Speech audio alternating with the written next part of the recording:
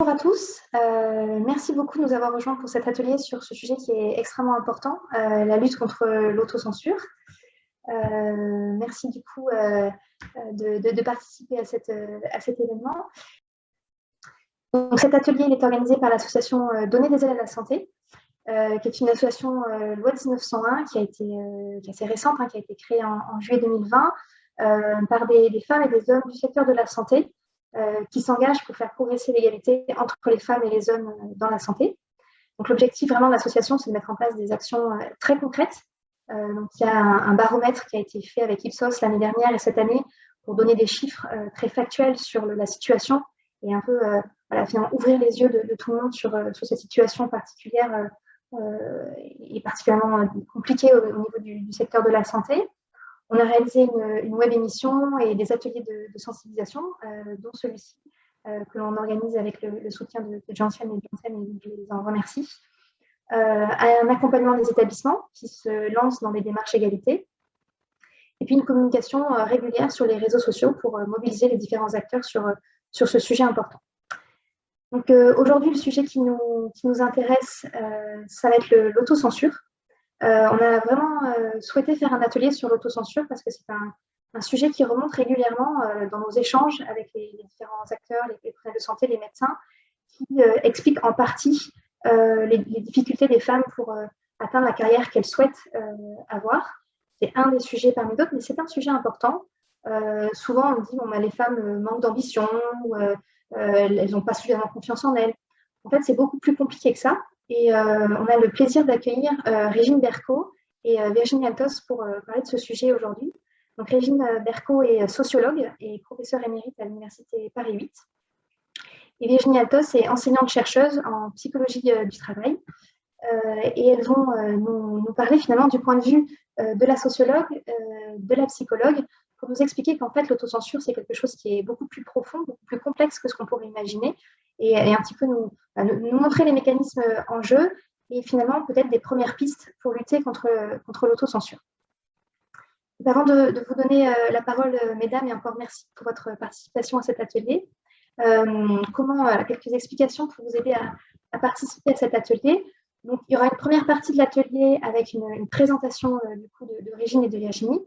Et dans un deuxième temps, notre objectif, c'est de vous donner aussi la parole à travers des questions ou des partages de témoignages. Donc, ce qu'on vous propose de faire, puisqu'on a un temps court et qu'on est assez nombreux sur la visio, c'est que vous puissiez tout au long des interventions et puis ensuite pendant la phase d'échange, poser vos questions sur le chat.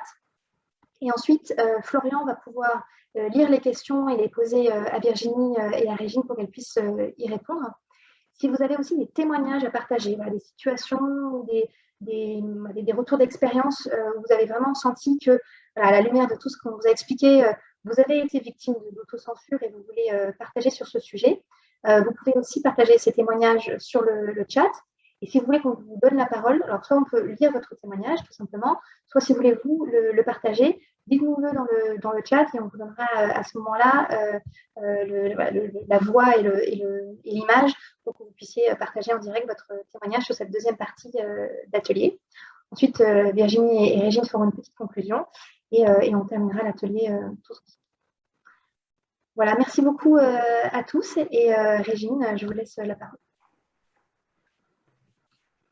Bonjour, merci de m'avoir invité pour cet atelier et c'est avec grand plaisir que je vais essayer de présenter rapidement la manière dont une sociologue peut envisager cette question de l'autocensure, et je ferai cette intervention en me référant à des enquêtes que j'ai faites parmi les médecins hommes et femmes dans différents services, mais particulièrement dans les services de chirurgie. L'autocensure, donc, en tant que sociologue, je la vois comme une manière d'intérioriser les rôles et les comportements attendus par les autrui, par la société, mais également une manière de trouver sa place dans les organisations et les métiers. Donc, pour développer ceci, je vais commencer par me référer à un concept qui est le concept d'habitus, qui a été inventé par Durkheim, repris par Bourdieu et maintenant retravaillé par de nombreux sociologues. L'habitus, on le voit comme un système de dispositions durables et transposables qui sont acquis par les individus dans l'enfance et qui vont être réutilisés couramment dans leur vie, tout au long de leur vie. Alors, on peut par exemple évoquer la disposition à servir pour les femmes ou la disposition à être servie. Ce sont deux types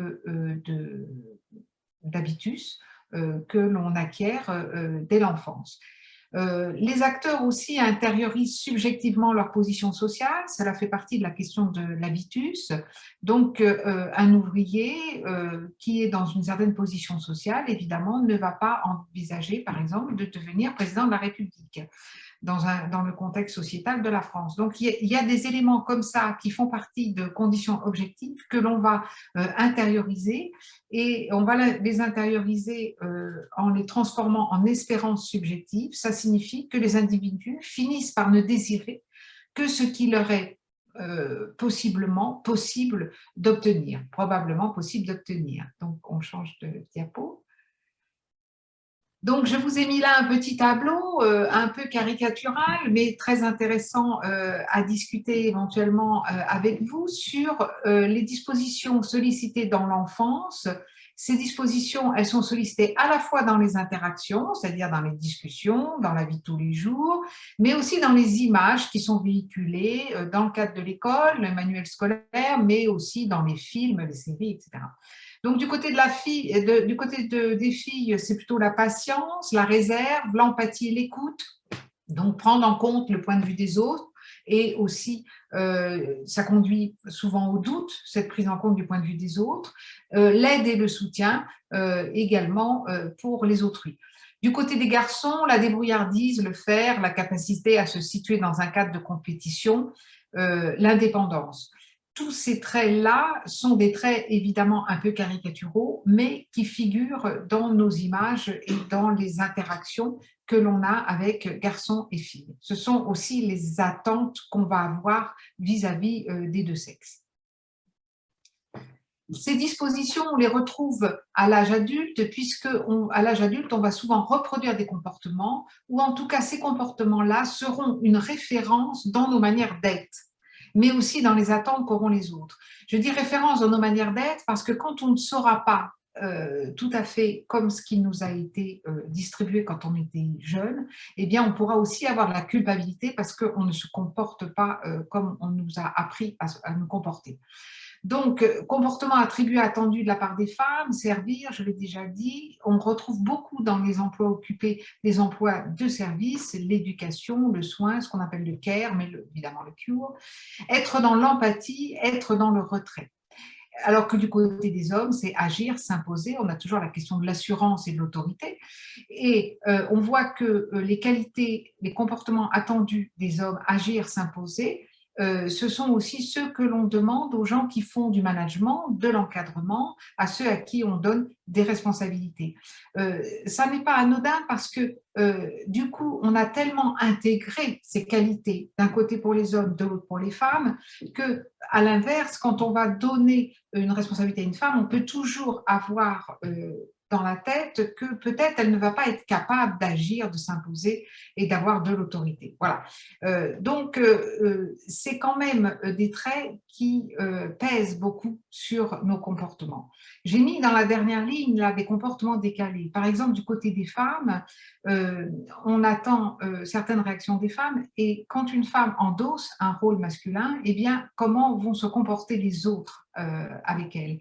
Il y a des travaux qui ont été faits par une sociologue, Joanne Cassel, aux États-Unis, une anthropologue aussi, qui a fait des observations dans le milieu de la chirurgie. J'aurai l'occasion encore d'en parler un peu de chirurgie, mais elle regardait comment une femme prenait son poste en tant que femme chirurgienne, un poste de responsabilité.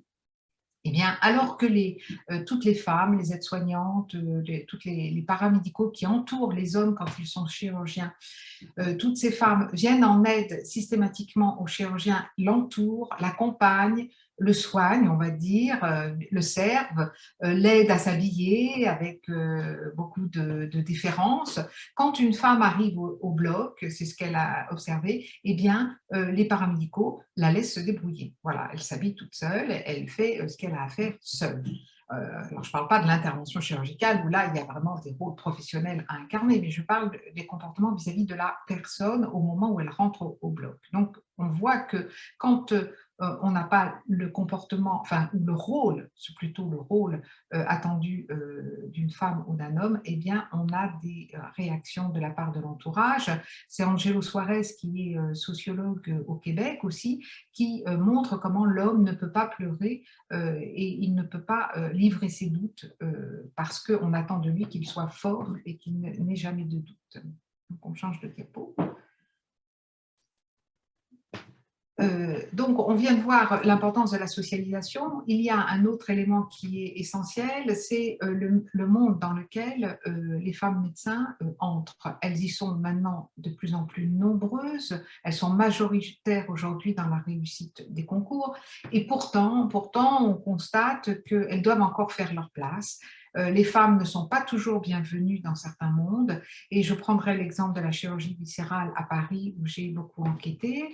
Cette spécialité est essentielle pour entrer en chirurgie, c'est la porte d'entrée parce qu'elle forme les étudiants et elle les forme par compagnonnage. Donc, l'aide des chirurgiens expérimentés est essentielle pour apprendre les gestes les plus complexes. Être aidé dans cet apprentissage suppose d'être adoubé par les anciens. Si un ancien refuse de vous montrer le geste, jamais vous n'arriverez à devenir chirurgien ou ça va prendre des siècles. Or, ce que moi j'avais pu constater lors de mes enquêtes, c'est que les chirurgiens en poste, les plus anciens, les plus expérimentés, étaient peu favorables à l'entrée des femmes, pour ne pas dire très hostiles, et qui tentaient systématiquement de les décourager. Du coup, ils leur donnaient moins de gestes à faire et les accompagnaient moins dans l'apprentissage du métier de chirurgien. Donc, cette situation constitue un cadre défavorable qui empêche les femmes d'acquérir les savoirs nécessaires.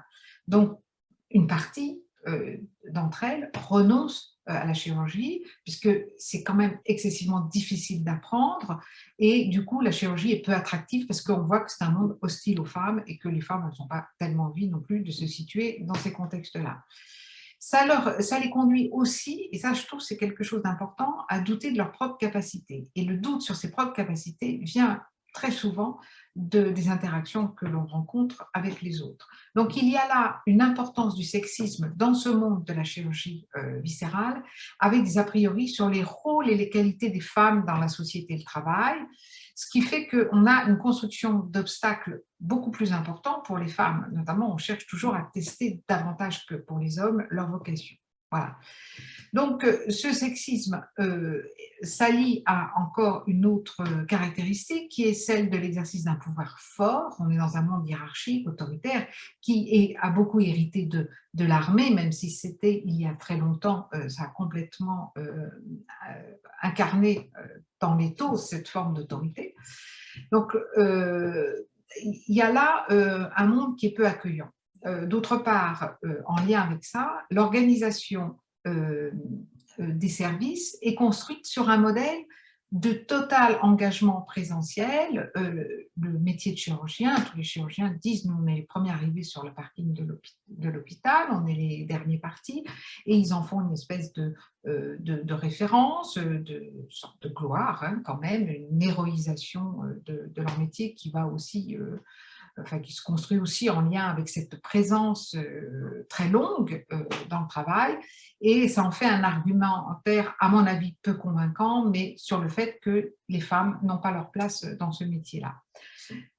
J'ai un peu enquêté aussi sur d'autres chirurgies, mais qui sont organisées très différemment. Par exemple, la chirurgie infantile, on peut la comparer à la chirurgie viscérale parce que c'est des opérations très longues, parce qu'on rentre dans le corps un peu de la même manière qu'en viscérale, et on constate que c'est des mondes beaucoup plus féminins et qui sont organisés très différemment. Autrement dit, femmes et les hommes qui y travaillent très longuement. C'est des journées de travail aussi qui sont très longues, hein, comme en chirurgie viscérale, mais il n'y a pas cette espèce de pression permanente pour être présent tout le temps. Les salariés peuvent s'organiser un peu différemment.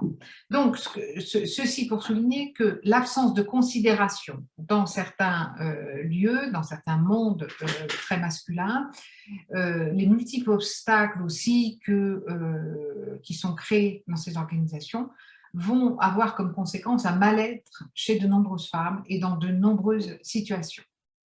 Voilà, on change de diapositive.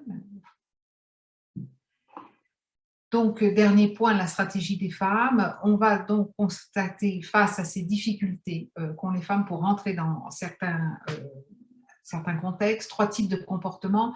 Ce que Hirschman a appelé, pas spécialement pour les femmes, mais en général dans les actions, un contexte dans lequel on a une loyauté, c'est-à-dire qu'on va accepter, on va s'effacer vis-à-vis de la demande du groupe, vis-à-vis d'un supérieur hiérarchique. C'est un premier type de comportement. Le deuxième type de comportement, c'est abandonner, c'est-à-dire qu'on cède dans une interaction, on abandonne un emploi, on abandonne une ambition. C'est un renoncement à agir. Et on constate souvent que quand il faut trop s'imposer longuement, la fatigue, par exemple, conduit à se dire que on sera peut-être mieux ailleurs. Et puis enfin, le troisième, c'est la prise de parole, la réaction. Ça peut aussi se traduire par du boycott et autres, mais c'est l'idée qu'on va modifier un état de fait par une action individuelle ou collective dans l'organisation qui nous accepte mal. Et c'est ce qu'ont fait finalement les chirurgiennes qui se sont mis en chirurgie infantile, puisqu'elles ont construit un autre type d'organisation plus adapté à ce qu'elles souhaitaient mettre en œuvre. Voilà, donc c'était très rapide, j'espère que ce n'était pas trop rapide. Donc on voit un peu les références que j'ai mobilisées dans la diapo suivante. Et je vais maintenant pouvoir céder la place à Virginie Althaus qui va parler beaucoup plus de la question des stratégies des femmes, la manière dont on peut s'y prendre pour limiter l'autocensure. Merci. Merci Régine pour la transition et puis merci beaucoup à l'association Donner des ailes à la santé pour cette invitation. Donc effectivement, moi je vais, dans la continuité de l'intervention de Régine, je vais poursuivre sur les stratégies d'un point de vue un peu plus psychologique, même si je pense que voilà, il y aura pas mal de ponts à faire entre nos interventions.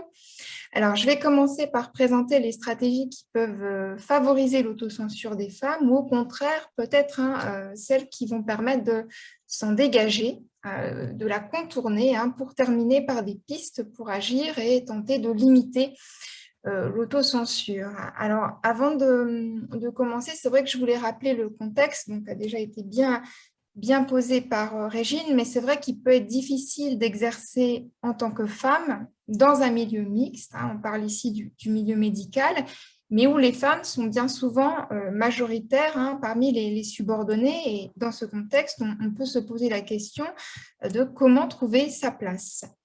Alors, en psychologie du travail, on considère que les femmes et les hommes au travail ne subissent pas passivement les difficultés qu'ils rencontrent et les contraintes qu'ils peuvent subir liées à leur métier, et donc qu'ils ou elles mettent en place des stratégies. Alors, par exemple, pour mieux vivre les conflits psychiques internes, conflits éthiques, conflits de rôle, éviter les tensions avec les collègues et finalement, parfois, ne pas penser à ce qui peut être source d'inquiétude ou pénible dans leur activité professionnelle.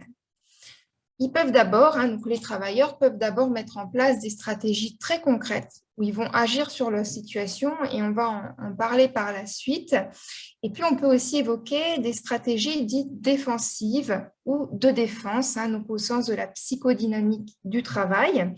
Et ces stratégies défensives, elles permettent d'éviter ce qui fait souffrir ou de contrôler les effets de la souffrance au travail. Elles ont la particularité d'être symboliques, c'est-à-dire qu'elles ne transforment pas les risques ou les contraintes professionnelles. Et donc, parmi les stratégies que je viens d'évoquer, on peut considérer que certaines contribuent à l'autocensure des femmes au travail et que d'autres, au contraire, permettent de s'en dégager ou du moins de la contourner. Et c'est cette réflexion que je propose de partager avec vous là dans le temps imparti. Alors, au niveau des diapos, on est bon. Alors, donc, chez les femmes, hein, des stratégies de défense peuvent donc être mobilisées afin de se faire accepter par des collègues, dans le cadre de collectifs masculins, par exemple. Ces stratégies peuvent d'abord consister à s'aligner sur les comportements des collègues masculins, à adhérer finalement à leurs attitudes et conduites, afin de ne pas déroger aux règles du collectif et de faciliter l'intégration parmi les hommes. Donc ça, c'est une première stratégie. Mais des études de terrain, menées dans le champ de la psychodynamique du travail notamment, soulignent que les femmes, dans des milieux masculins, peuvent aussi se distinguer dans les stratégies qu'elles mobilisent. Et la question qu'on peut poser, c'est est-ce que ces stratégies peuvent favoriser l'autocensure? Il me semble que oui, dans une certaine mesure. Par exemple, lorsque les femmes font preuve de discrétion afin de ne pas se faire remarquer, ça peut être l'une des stratégies. Et c'est aussi un constat qui est fait par l'ergonome québécoise Karen Messing dans ses travaux. Elle observe que les femmes ont tendance à dissimuler ce qui relève de leurs différences biologiques, leurs différences sociales dans le milieu professionnel, car elles savent que toute différence pourrait être utilisée pour les exclure ou les disqualifier. Elles mettent notamment en place une sorte, c'est le terme qui est employé justement par Karen Messing, une sorte d'autocensure sur des sujets tels que la conciliation entre les conditions de travail et la vie familiale, qui peut s'avérer difficile, ou encore l'adaptation des outils et des techniques à leurs caractéristiques, par exemple leur taille ou leur force. Donc, ce que dit Karen Messing, c'est que les femmes ne s'en plaignent, entre guillemets, que rarement, ce qui a des conséquences néfastes sur la prévention, puisque si ce n'est pas exprimé, comment agir, comment prévenir? Voilà donc une stratégie peut-être dont on pourra parler, mais qui peut contribuer à l'autocensure. Une autre, il s'agit de minimiser ou dissimuler ses connaissances et ses ambitions. Pascal Molinier, en psychologie, parle d'une stratégie de la mascarade, parce que les femmes redoutent les réactions des hommes lorsqu'on sort du lot, et il s'agit alors, en dissimulant ses compétences ou ses connaissances, de se faire accepter et de garder des relations satisfaisantes avec les hommes. Par exemple, dans une étude menée par Saint-Arnaud et collaborateurs, vous avez une petite illustration, un verbatim sur le diaporama. Une sage-femme raconte comment elle endosse le rôle de celle qui ne sait rien et joue la carte de l'ignorance devant l'obstétricien, qui prend en charge une femme qui a dû être transférée dans le couloir de service parce que l'accouchement commençait à présenter des signes de danger. Donc, elle parle aux enquêteurs et elle dit « J'ai joué la carte du montre-moi. C'était très diplomate et subtil, ça marche. Plus on s'entend bien comme intervenant de toutes les professions, plus on peut garder notre zone grise lumineuse, puis pas à risque pour la clientèle. » Donc ici, on voit bien que le montre-moi, cette stratégie-là, s'apparente, on peut dire, à une mascarade, à une mise en scène trompeuse, et on peut facilement faire le lien avec l'autocensure. On peut également considérer que certaines stratégies permettent de se dégager de l'autocensure ou du moins de la contourner. Dans ce cas-là, les femmes vont faire preuve de stratégies plus concrètes qui nécessitent d'agir sur les contraintes qu'elles rencontrent et puis d'inventer. Comme Régine Berco vous en a parlé, l'anthropologue Johan Cassel a mené des études auprès des chirurgiennes et elle parle de stratagèmes féminins. En effet, des attentes pèsent sur les femmes et leur demandent d'inventer d'autres manières de travailler, ici d'encadrer le travail. Et dans l'étude menée par cet anthropologue, une chirurgienne raconte qu'elle ne pouvait demander qu'un seul instrument à la fois aux infirmières, car celles-ci lui reprochaient d'être exigeantes, alors que ses collègues masculins pouvaient en demander 3 ou 4 à la fois. Donc on voit bien que les formes de management développées et mises en œuvre par les chirurgiennes doivent reposer sur davantage d'écoute et de prise en compte des agents que celles des chirurgiens. On va parler d'un management compréhensif parce que c'est ce qu'on attend d'elle. Johan Cassel, elle dit finalement il y a une conduite appropriée pour une femme, il y a des conduites appropriées pour les femmes. Donc ici, on peut dire qu'il y a une première forme d'autocensure, puisque la chirurgienne, elle ne peut pas demander les instruments comme elle le souhaiterait, mais cette autocensure, elle est ensuite contournée par un management plus compréhensif qui permet toutefois d'arriver à ses fins. Alors, autre stratégie, c'est l'autodérision. Pascal Molinier prend l'exemple d'une chirurgienne, mais toujours issue de cette étude publiée par Johan Cassel, qui, pour obtenir la coopération des infirmières, fait usage de l'autodérision et déclare par exemple sur un ton plaintif qu'elle donnera 1 centime à celui qui trouvera l'instrument dont elle a besoin pour opérer. Et visiblement, là aussi, cette stratégie lui permet d'arriver à ses fins. Le problème, effectivement, c'est que ces stratégies qui permettent de se faire accepter et de rendre supportable le quotidien au travail ont un coût. Elles demandent de la disponibilité, de l'énergie, du temps, et puis nécessitent finalement la mise en œuvre d'un véritable travail psychologique au quotidien. Et comme l'a souligné Régine Berco, c'est vrai qu'on peut penser que certaines reconversions professionnelles de femmes constituent des stratégies pour échapper à des milieux trop contraignants, trop fatigants ou qui les placent en contradiction avec leurs valeurs. Alors, comment faire comment faire à partir de là pour se dégager de l'autocensure et ne pas s'épuiser au travail? On ne peut pas formuler de recettes, de recommandations toutes faites parce qu'il faut prendre en compte le contexte de chaque situation. Mais on peut peut-être essayer de prendre du recul sur ces stratégies que je viens d'évoquer et sur les premiers réflexes qu'on peut avoir dans une situation. Une première piste, peut-être, vous me direz ce que vous en pensez, ne pas s'attribuer la responsabilité des dysfonctionnements organisationnels, c'est-à-dire ne pas expliquer ces échecs ou des situations défavorables uniquement par des causes internes à soi-même, telles que sa personnalité, son comportement, ses propres compétences, mais aussi questionner les causes externes à soi-même, autrement dit la situation organisationnelle dans laquelle on se trouve. C'est facile à dire, c'est plus difficile à faire, notamment parce qu'il s'agit d'une tendance de fond dans nos sociétés d'expliquer les situations par des causes internes à soi-même. C'est ce que les psychologues sociaux appellent la norme d'internalité. Et dans tous les cas, on peut toutefois partir du principe qu'il faut questionner l'organisation du travail et tenter de la transformer, notamment pour parvenir à une meilleure conciliation vie privée, vie professionnelle pour les hommes et les femmes au travail. Peut-être autre piste, vous le savez, il y a des stéréotypes qui pèsent sur les femmes. Par exemple, les femmes n'ont pas le sens de l'orientation, elles maîtrisent mal l'outil informatique. Il faut aussi prendre conscience que les stéréotypes affectent nos comportements et peuvent amener les femmes ciblées par ceux-ci à agir de manière à confirmer ces croyances, ces stéréotypes qui sont pourtant non fondés. Soit parce que les femmes, elles ont le sentiment que tout est couru d'avance, donc elles pensent qu'elles vont de toute façon échouer dans une situation évaluative, ou alors parce qu'elles peuvent être déstabilisées par ces stéréotypes, ces croyances qui pèsent sur elles. Et c'est un phénomène qui est très étudié en psychologie sociale. On parle de la menace du stéréotype. Enfin, dernière piste, ça a été aussi évoqué par Régine Berco dans les dispositions. Moi, là, j'ai parlé entre guillemets de défauts qualifiés de féminins. Alors, on peut peut-être relativiser ces défauts qualifiés de féminins et au contraire les mettre en avant. L'effacement, la patience, la discrétion sont aussi des attitudes et des façons de faire qui sont indispensables, notamment lorsqu'on prend soin d'autrui. C'est d'ailleurs l'une des caractéristiques du travail du care, qui consiste à répondre aux besoins des autres et à leur porter de l'attention. Et c'est pourquoi certaines femmes qui exercent des métiers fortement masculinisés, mais pas toutes bien sûr, mais certaines, peuvent pratiquer différemment de leurs collègues masculins.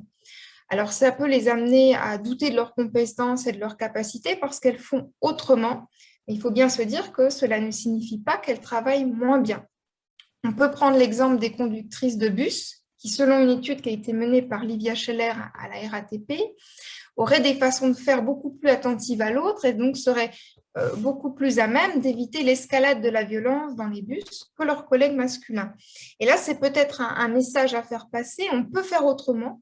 et ce n'est pas moins bien. Et peut-être que ce message permettrait d'atténuer l'autocensure des femmes au travail. Voilà, je vous remercie. Merci infiniment pour ces présentations. C'était très, très intéressant. Maintenant, ce qui nous intéresserait, c'est justement d'avoir vos réactions, vos questions, vos partages, vos témoignages. Donc voilà, le chat vous est ouvert. On serait ravis d'avoir vos questions et vos témoignages pour pouvoir les partager. C'est Florian qui va pouvoir reprendre les questions et les lire. Si vous voulez, encore une fois, partager à l'oral un témoignage, n'hésitez pas à nous l'indiquer dans le chat pour qu'on puisse ouvrir votre micro.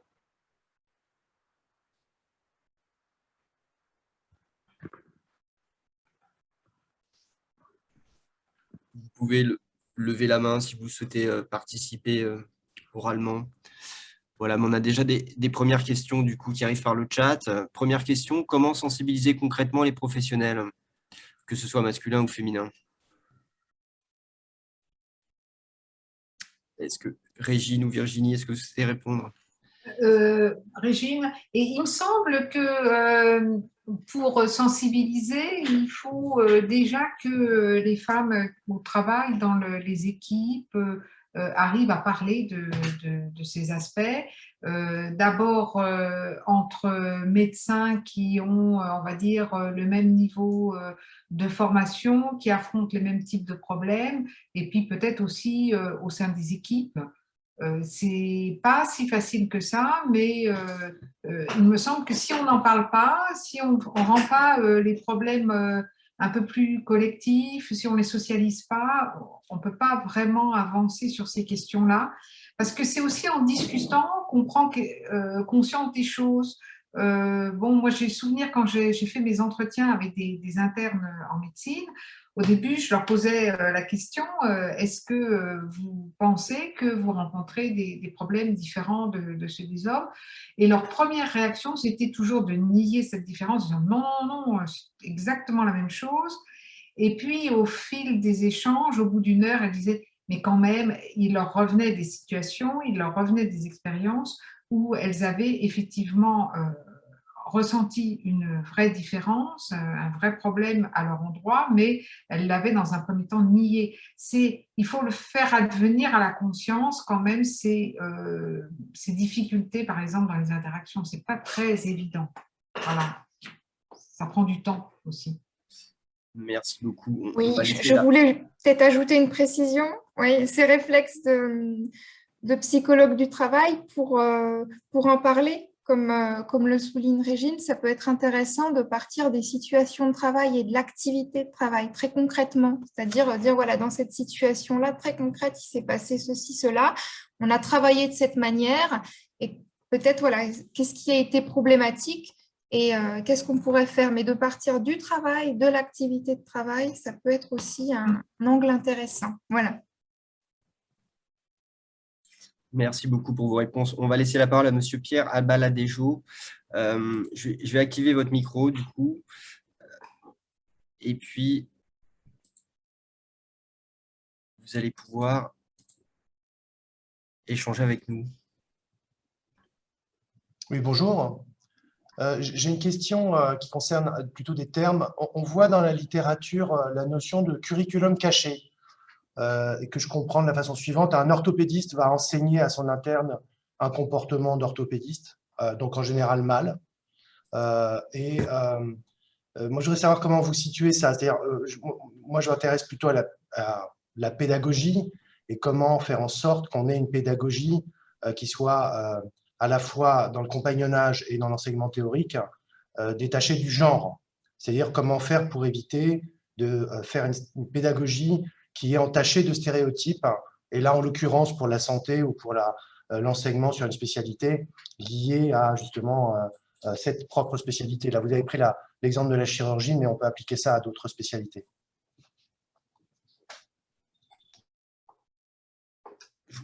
Oui, effectivement, moi j'ai rencontré aussi des orthopédistes. Les orthopédistes que j'avais rencontrés disaient, comme les chirurgiens viscéraux, la chirurgie, ce n'est pas fait pour les femmes parce que Pourquoi? Parce que en orthopédie, il faut de la force. Et effectivement, il doit y avoir une intervention dans laquelle il faut beaucoup de force pour intervenir. Mais ça paraissait quand même un peu décalé dans le sens où la chirurgie est de plus en plus en célioscopie. Et du coup, ce n'est pas la force qui est en jeu, c'est l'habileté. L'habileté, c'est souvent une qualité qui est rattachée aux femmes. Mais là, quand il s'agit de chirurgie, je n'en ai jamais entendu parler à propos des femmes. Les femmes auraient plus d'habileté. On s'en sert beaucoup pour évoquer les couturières, mais pas les femmes. Alors, les femmes en chirurgie. Mais donc, la question que vous posez, elle est à la fois précise et un peu floue parce qu'effectivement, il faut… Alors, je pense que c'est d'abord une question de comportement et d'acceptation de la différence, voilà, de la différence homme-femme qui peut se traduire dans la relation. Maintenant, donner des conseils sur la pédagogie, c'est un peu compliqué parce qu'il faudrait avoir C'est toujours une question de fait. C'est-à-dire, pour reprendre ce que disait Virginie, elle dit qu'il faut regarder dans le travail des choses concrètes et puis essayer d'analyser comment on peut faire en sorte qu'il y ait une expression symétrique entre hommes et femmes. Et je pense qu'effectivement, c'est très difficile d'en parler en dehors d'un cadre concret et de questions concrètes. Vous voyez, je ne sais pas si je réponds bien à votre question, parce que je ne parviens pas à y répondre, en fait. Ouais.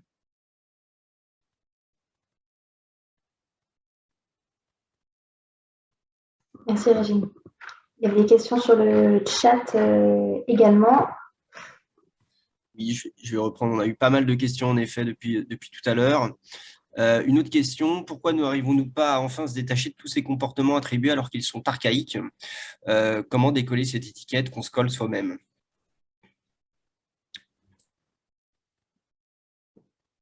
Je ne sais pas, Virginie, si vous voulez, ou Régine.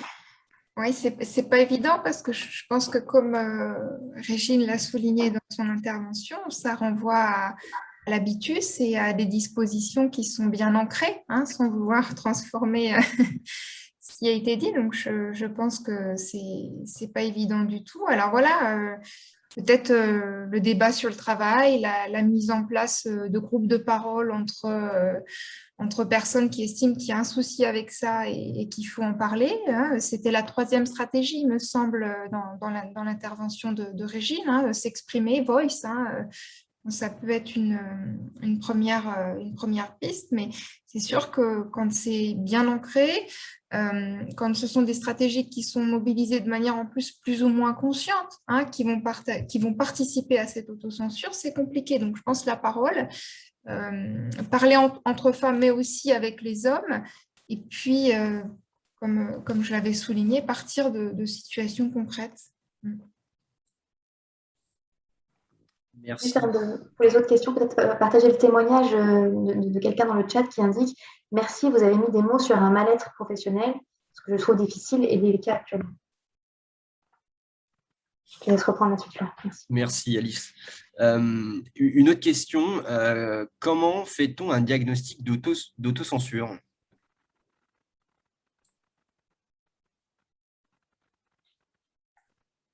Ça, je pense que peut-être Virginie est mieux à même que moi pour parler de cette question, mais personnellement, en ce qui me concerne, quand je suis mal à l'aise dans un contexte et que je me demande que faire, je me dis parfois, je me pose la question, et si j'étais un homme, qu'est-ce que je ferais? Voilà, et c'est quand même toujours intéressant de renverser un peu la perspective. Bon, les hommes, je pense, peuvent peut-être faire la même chose en se disant, mais si j'étais une femme, qu'est-ce que je ferais dans telle situation, qui sont plus habituelles pour les femmes. Mais en tout cas, personnellement, quand j'étais en réunion, enfin, c'est le souvenir que j'ai de ma trajectoire où j'étais souvent dans des réunions où il n'y avait que des hommes. Quand j'ai postulé pour des postes de maître de conf ou de prof, à différents moments, je me suis retrouvée parfois à candidater et dans la salle, dans le jury, il n'y avait absolument que des hommes et je pense que même les femmes médecins qui ont été dans ces circonstances-là. Ce qui est un peu étrange parce qu'on a l'impression d'être un canard finalement dans on règne des signes ou inversement.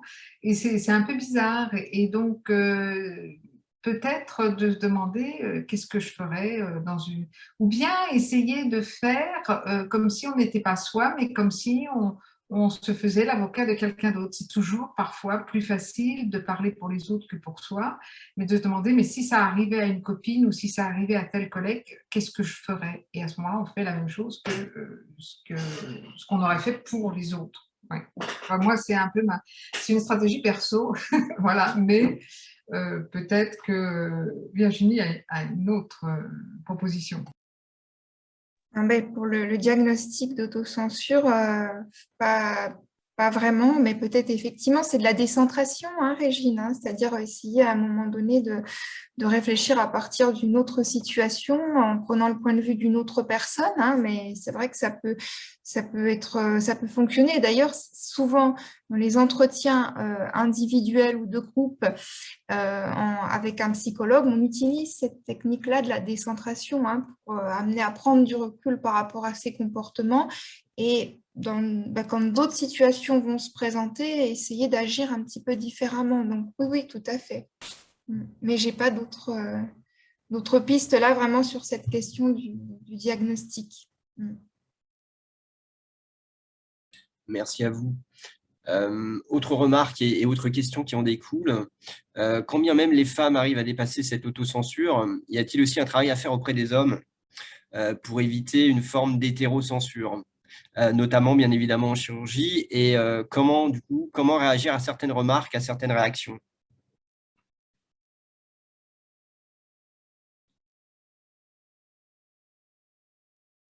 C'est ce que j'avais un petit peu esquissé dans la présentation, c'est que face à certaines remarques ou réactions, il peut y avoir la carte de l'humour, hein, de la dérision. Des fois aussi, par la dérision, on peut dire certaines choses, hein, mais voilà, d'une manière un peu plus correcte et le faire accepter. Ça ne fonctionne pas toujours, attention quand même au contexte de la situation. Et puis, ça va être coûteux. C'est sûr que répondre à une remarque, essayer d'exprimer un autre point de vue, hein, d'être vraiment dans la réponse, ça va être assez coûteux, hein, pour les femmes. Et bon, c'est là qu'est le problème. Je ne sais pas si Régine a d'autres pistes.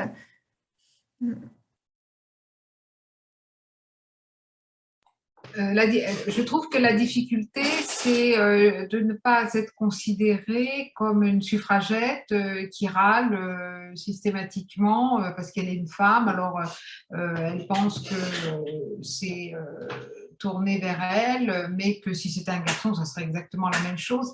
C'est toujours un peu délicat de mettre en évidence cette dimension genrée parce qu'on est aussitôt assez mal vu, y compris, bon, on peut parler parfois d'hystérie quand une femme se met en colère, alors que c'est très bien accepté quand c'est un homme, ça fait partie du comportement attendu d'un homme, ou en tout cas toléré, accepté. Donc pour les femmes, c'est effectivement moins facile de dire les choses, quoi, de les faire passer. Moi, je pense que si on socialise, c'est-à-dire si on en parle calmement en dehors de ce qui s'est passé, en expliquant que bon, ben voilà, c'est des choses, des remarques qui reviennent régulièrement, que c'est assez difficile et pénible à vivre et qu'on peut peut-être fonctionner autrement. Bon, si on en parle à plusieurs, ça finit peut-être, si c'est socialisé, peut-être qu'à un moment donné, on va arriver à trouver un autre ton, une autre manière de dire les choses. C'est vrai que souvent, les comportements qu'on a, tout à l'heure, il y a une personne qui a parlé d'archaïsme, et c'est vrai que c'est très archaïque quand on regarde notre société où souvent hommes et femmes peuvent s'exprimer relativement facilement, parce qu'après, il faut comparer avec d'autres sociétés. En France, on est quand même les femmes sont quand même relativement bien loties dans différents domaines. Mais il n'empêche qu'il y a quand même encore une grande différence qui s'établit dans des mondes qui sont plus fermés, les mondes professionnels sont plus fermés. Et du coup, c'est parfois difficile de faire entendre un autre raisonnement, une autre parole, une diversité de points de vue. et déguisaient un peu le regard pour dire, ben voilà, c'est pas forcément agréable pour les femmes d'entendre des remarques de ce type. Bon, ben, notamment tout ce qui a trait au sexisme. Enfin, quand on regarde les travaux qui avaient été faits sur la naissance du métier, qui était au moment où le métier s'est construit, c'était que des hommes. Bon, ben, les blagues de carabin, etc. Bon, à un moment donné, ça finit par être un peu décalé et un peu lourd. Voilà. Bon, ça a vécu, on va dire que c'était un monde ancien et qui parfois a encore il y a encore beaucoup de traces. Voilà, c'est pas si facile. Ouais. Merci beaucoup. Une autre question. Encore faut-il avoir conscience de cette forme d'autocensure. Pour en avoir discuté avec plusieurs de divers âges, métiers, niveau hiérarchique, beaucoup, notamment des femmes, ne se rendent pas compte du tout du conditionnement. Alors, est-ce qu'il ne faudrait pas une formation? Est-ce que c'est une formation institutionnelle? Est-ce qu'il ne faudrait pas forcer la sensibilisation? Est-ce que vous avez un avis sur ça? Oui, alors cette remarque-là sur le fait que les personnes n'en sont pas conscientes et qu'il faut peut-être forcer les choses, moi je suis assez favorable à ça. Je suis assez favorable à l'accompagnement et à la réflexion sur comment s'y prendre, mais en partant d'une formation qui se baserait sur les échanges concrets de situations vécues par des femmes et chercher des réponses ou des fonctionnements d'une manière plus collective sous la forme de peut-être d'opérations de formation continue. Je sais que ça s'est fait, il y a des expériences quand même, je me souviens d'une thèse qui avait été faite par la paire, qui avait travaillé sur une entreprise d'avion, construction de moteurs d'avion, et elle avait mis en évidence la politique de la direction. Les femmes, non seulement avaient des formations continues pour être promues et pour essayer de supprimer tout ce qu'elles intériorisaient de négatif, mais aussi arriver à dialoguer avec les hommes, à faire leur place, à transformer voilà, les regards qui se posaient sur elles, a priori, etc. Il y avait donc il y avait une opération de formation continue qui était mise en place. Et par ailleurs, chaque femme était coachée, c'est-à-dire qu'il y avait des référents femmes dans le haut de la hiérarchie qui pouvaient discuter avec d'autres femmes pour les accompagner sur les obstacles qu'elles rencontraient, que ce soit des obstacles personnels sur bon, la déconsidération, la dévalorisation de soi-même, le retrait, etc., mais aussi pour affronter on va dire l'ambiance de groupe, voilà, les relations. Et donc, il y avait tout un travail qui était fait à la fois d'accompagnement des femmes dans le développement de leur carrière, mais aussi, et on prenait en considération les organisations, et ça, je crois que c'est quand même très important, dans des organisations qui sont très chronophages, qui prennent beaucoup de temps, où on demande aux gens de rester bien après l'heure, etc., on peut déconstruire ça. Enfin, il y a quand même des pays tels que la Suède où il est très mal vu pour les cadres de rester très longtemps après les horaires de travail, parce qu'on fait l'hypothèse que si les cadres se comportent comme ça, c'est qu'ils n'ont pas su gérer leur temps de travail et qu'ils voilà, qu'ils ont fait autre chose ou que voilà, ils sont incompétents. Alors qu'en France, plus on reste en dehors du temps de travail nécessaire, voilà, et mieux on est censé être considéré puisqu'on donne beaucoup dans le travail. Et en Suède, bon, il y a aussi l'idée de ce partage des tâches. On se dit, ben, quand même, les hommes et les femmes doivent faire autre chose que de travailler. Ils ont une vie sociale, ils ont une vie familiale, ils doivent s'occuper de leurs enfants, etc. Donc là aussi, c'est un renversement de point de vue, une sorte de révolution au sens de remettre les choses dans un autre sens que ce qu'elles sont pour pouvoir affronter ces questions. Et donc moi, je suis tout à fait pour une idée volontariste de se dire il faut créer des groupes de parole pour discuter des situations essayer de comprendre comment on aurait pu réagir différemment, parce que bon, on en est tous là, c'est-à-dire qu'on réagit au fur et à mesure par rapport aux choses, et parfois on n'a pas le recul suffisant pour réfléchir, et puis aussi accompagner plus individuellement par du coach, ça peut effectivement aider à faire des chemins. Voilà. Oui, je rejoins complètement Régine sur le fait qu'il faut partir de l'organisation du travail sur ces questions-là, hein, parce que le risque, si on commence à cibler des comportements individuels, bah, c'est de cibler des personnes et donc de braquer certaines personnes et de générer des tensions, hein, qui ne seront pas du tout constructives. Donc, c'est vrai que c'est important de partir de l'organisation du travail pour aborder ces questions-là. Et puis peut-être aussi de résultats d'études scientifiques, parce que Régine a parlé des normes de travail dans les pays scandinaves, mais il y a des études qui sont menées qui montrent bien que le fait d'avoir des temps de repos, de prendre du temps, hein, effectivement, en dehors du travail, et puis des jours de repos, permettent en fait d'être plus efficace au travail.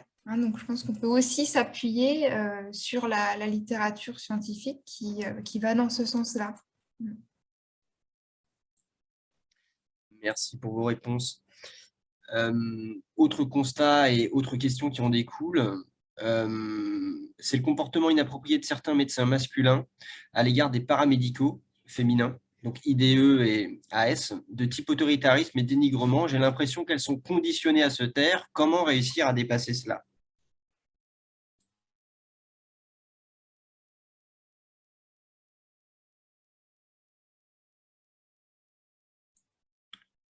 Est-ce que vous avez un avis? Bah, moi, je pense que ça rejoint d'autres points de vue qui se sont exprimés avant. C'est-à-dire qu'à partir du moment où on a conditionné à se taire, oui, et puis c'est aussi avoir la paix. C'est-à-dire qu'on ne peut pas non plus être toujours en train de négocier, de revendiquer. Bon, j'ai regardé le chat, là, certains parlent du fait qu'on peut être considéré comme hystérique quand on intervient, quand on proteste, etc. C'est aussi un des effets pervers de la protestation, c'est qu'elle peut être caricaturée et mal comprise. Donc, comment faire pour que les paramédicaux acceptent moins les choses?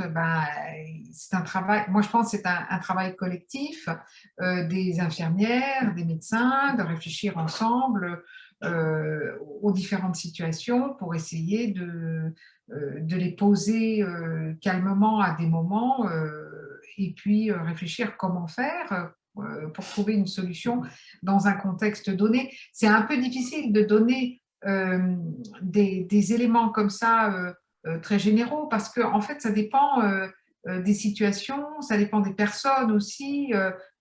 Virginie a dit il ne faut pas en faire des cas de personnes, mais on sait qu'on a parfois des personnalités qui sont assez d'hommes assez pénibles dans certains services, en tout cas pour leur entourage de paramédicaux ou même de femmes médecins, et que ça peut perturber grandement le fonctionnement. Donc, dans ces cas-là, on peut avoir une discussion individuelle, voilà, parce qu'il y a toujours le problème de sauver la face pour ceux qui sont mis en cause, mais on peut aussi, quand c'est un problème de fonctionnement général, essayer d'aborder le problème au niveau de l'organisation en disant, voilà, pourquoi c'est toujours les femmes qui font ceci, pourquoi on demande ça aux femmes, on ne demande pas aux hommes, et donc en faire un problème général de fonctionnement plutôt qu'un problème de personnes. Même si parfois il y a effectivement des problèmes de personnes, c'est toujours plus facile de le formuler de manière plus générale, on va dire, hein, et moins personnalisée. Merci Régine. Justement, dans les commentaires, je me permets de partager, il y a l'idée d'organiser des jeux de rôle, vraiment mettre les gens dans l'autre personne et inclure, faire quelque chose de collectif organisé au niveau de l'institution pour aider à faire prendre conscience dans les deux sens. D'ailleurs, peut-être ceux qui sont indiscriminants ou sexistes et ceux qui en subissent les conséquences sans toujours s'en rendre compte, et avec l'autocensure. Et ce genre d'exercice peut permettre de faciliter les choses. Peut-être une dernière question sur un sujet, d'ailleurs, mesdames, qu'on abordait juste avant l'atelier, avant de passer à la conclusion. Vous savez, c'est parfois le cas de femmes qui arrivent malgré tout à se hisser à des postes de responsabilité et qui, du coup, prennent pour elles des comportements masculins, d'autoritarisme, etc. Comment l'expliquer et comment faire pour changer cette situation? C'est vrai qu'il y a un modèle, de fonctionnement qui est un modèle autoritaire. Si on veut le changer pour les femmes, il faut aussi le changer pour les hommes. Après tout, moi j'ai entendu beaucoup de réflexions sur des femmes politiques qui avaient une forte autorité et qui écoutaient peu les autres. Quand c'est une femme, ça devient scandaleux. Quand c'est un homme, on l'évoque à peine, quoi, hein, et on se dit c'est la fonction qui fait ce comportement. Et quand c'est une femme, c'est la fonction, et puis il y a un problème avec la personne. Voilà, c'est jamais, de toute façon, dans les styles de management, des managements très autoritaires, voilà, et ne sont jamais faciles pour. Puis je pense que c'est un peu décalé par rapport à notre monde social actuel de ne fonctionner que sur le mode autoritaire. En général, ça ne fonctionne pas, ça fonctionne mal, ça fonctionne dans les apparences, mais sur le fond, les gens, ils font quand même, après tout, après ce qu'ils veulent, s'ils ne sont pas persuadés voilà, de ce qu'on leur demande. Donc, il vaut toujours mieux expliquer. Alors, que faire avec une personne autoritaire? C'est effectivement très difficile. Moi, je crois aussi qu'il y a une responsabilité des directions d'hôpitaux. C'est-à-dire que les directions d'hôpitaux, peut-être, pourraient se pencher sur cette question de la gouvernance des services. Mais on sait que dans chaque service, c'est quand même le professeur qui est responsable du service, qui est le maître à bord. Hein. C'est très difficile de mettre son nez pour une direction d'hôpital, mais aussi pour un collègue d'un autre service, dans le service d'une spécialité, quelle qu'elle soit. Hein. Donc ça, c'est vraiment une structure organisationnelle de l'hôpital. Hein. Chacun est maître à bord de son service. Donc ça pose aussi une question d'animation au niveau des directions d'hôpitaux, je pense. Et il y avait le sujet finalement d'un peu des rôles modèles pour que les femmes qui y arrivent deviennent aidantes et pas imposent les mêmes difficultés aux femmes qui sont derrière. Absolument. Tout à fait. Très bien. Merci beaucoup, mesdames. Peut-être vous donner un mot de la fin, si vous deviez passer un message pour terminer. Je ne sais pas qui veut commencer. Virginie, non? D'accord, oui.